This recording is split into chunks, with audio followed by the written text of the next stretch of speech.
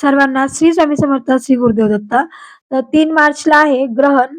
तर ते आपल्या भारतात दिसणार आहे मंगळवारी. तर आपल्याला 6 म्हणजे मोक्ष काळ आहे 3:20ला.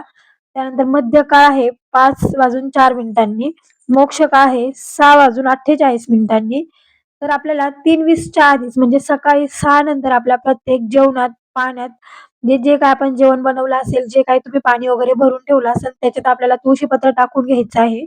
3:20च्या आधीच आपल्याला हे करायचं आहे. कारण 3:20 म्हणजे स्पर्श काळ चालू होतो म्हणून. त्यानंतर आपल्याला गर्भवती महिलांनी कोणते नियम पाळायचे ते आज आपण पाहणार आहोत. गर्भवती महिलांनी एकाच जागेवर बसायचं आहे. एका जागेवरून उठायचं नाही. कोणाची वेणीही घालायची नाही. दुसऱ्याचीही नाही घालायची, स्वतःचीही नाही घालायची. त्यानंतर धारदार वस्तूंनी कोणती गोष्ट कापायची नाहीये. सुरीनी कोणती गोष्ट कापायची नाहीये.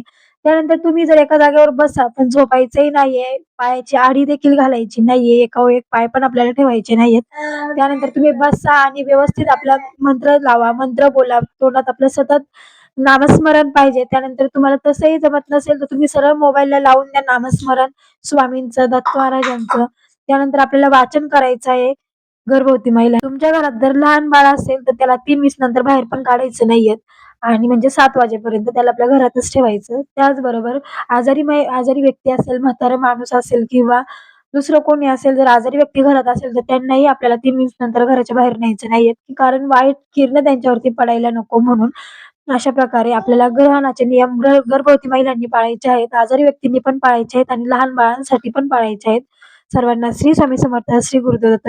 व्हिडिओ कसा वाटला नक्कीच कमेंट करून सांगा.